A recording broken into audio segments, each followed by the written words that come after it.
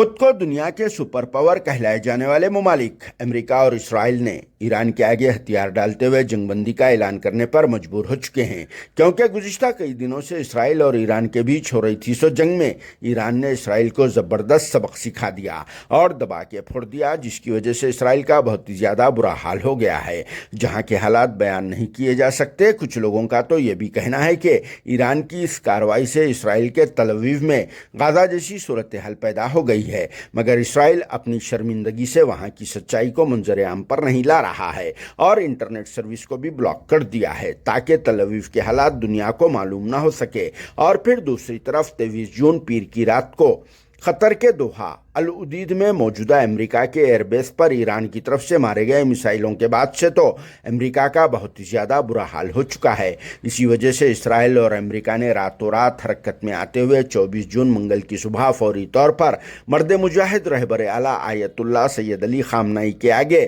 اپنے ہتھیار ڈالتے ہوئے سیز فائر یعنی جنگ بندی کا اعلان کر دیے، جس سے ایک بات تو سمجھ میں آ چکی ہے کہ ایک اکیلا ایران اسرائیل اور امریکہ پر بھاری پڑ سکتا ہے اور ان کا باجا بجا سکتا ہے، تو پھر اگر پورے عرب ممالک ایک ہو جائے تو ان کا کیا حال ہو سکتا ہے؟ کمنٹ باکس میں ضرور جواب لکھ دینا۔ دوسری طرف یہاں اس بات کا تذکرہ ضروری ہے کہ انڈیا اور پاکستان کے بیچ میں امریکہ کے صدر ڈونالڈ جے ٹرمپ نے جس طرح سے سیز فائر یعنی جنگ بندی کروائی تھی، ویسا ہی اسرائیل اور ایران کے بیچ بھی جنگ بندی کرانے میں وہ کامیاب ہوتے ہوئے نظر آ رہے ہیں۔ اب دیکھنا یہ ہے کہ ٹرمپ کتنے بار یہ جملہ بولتے کہ نہیں معلوم، کیونکہ انڈیا اور پاکستان کے بیچ سیز فائر کرانے کے بعد ٹرمپ نے دنیا کے سامنے 10 سے زائد بار اپنی تعریف کرتے ہوئے انڈیا پاکستان کے بیچ جنگ بندی کرانے کا ذکر کر چکے ہیں۔ اور ایک بات آپ سب کو یہ بتا دینا ضروری سمجھا جا رہا ہے کہ اسرائیل نے میں نہیں میرا بھائی مرد بولے ویسا عمل کرتے ہوئے ایران کے ساتھ ہوئی جنگ میں امریکہ کو بھی گھسیٹ لیا تھا، مگر رہبر اعلیٰ آیت اللہ سید علی خامنئی کے جھٹکوں سے امریکہ بھی ہل گیا